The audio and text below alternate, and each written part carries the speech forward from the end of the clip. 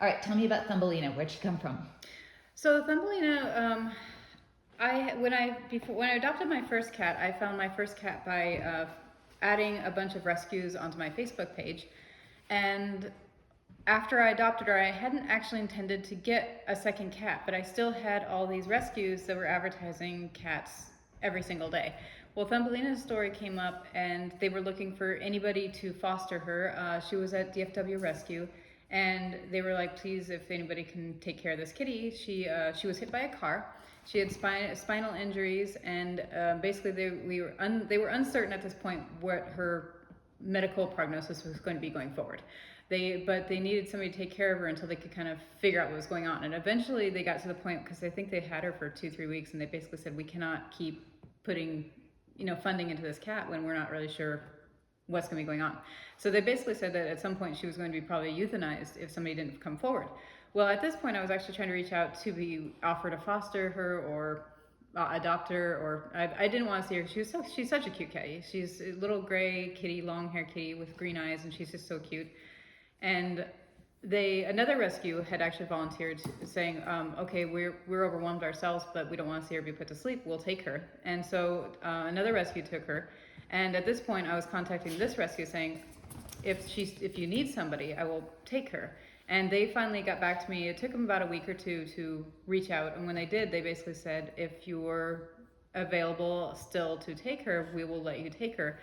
But she had...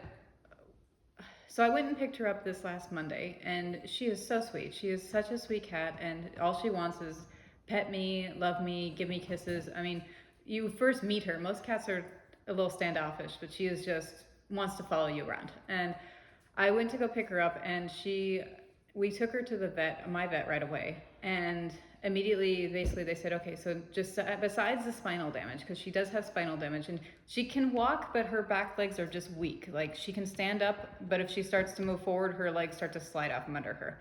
And so they think that there's swelling on the spinal cord, and they want to have a neurologist take a look at her.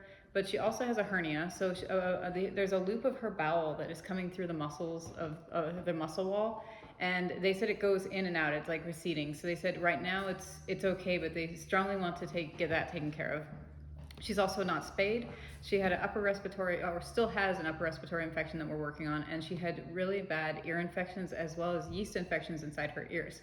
So currently she is on anti-inflammatories, she's on antibiotics, and she has drops for her ears to clear it up. And so we're trying to get these things cleared up. And on the 29th, we're taking her to a neurologist so that we can find out what's going on with her spine. And we're hoping to get an actual answer for what to do about her spine, because we're uncertain if she needs surgery to correct her spine so she can actually get her legs back. Because she's not that old. She's only a 5-year-old cat, and so I'm hoping that if they need to do surgery, that they can do it so that she can get her legs fully back, and that she'll be able to continue a normal life going forward. Because after they figure that out, we're going to have the hernia taken care of, and then get her spayed.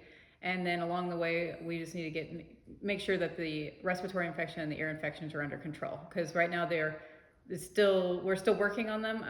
The symptoms are still there, but I mean, it's been only 3 days of medicine. So hopefully with more time, that'll clear up. But she's just such a sweetheart. I just don't know. I just couldn't walk. I can't walk away from her.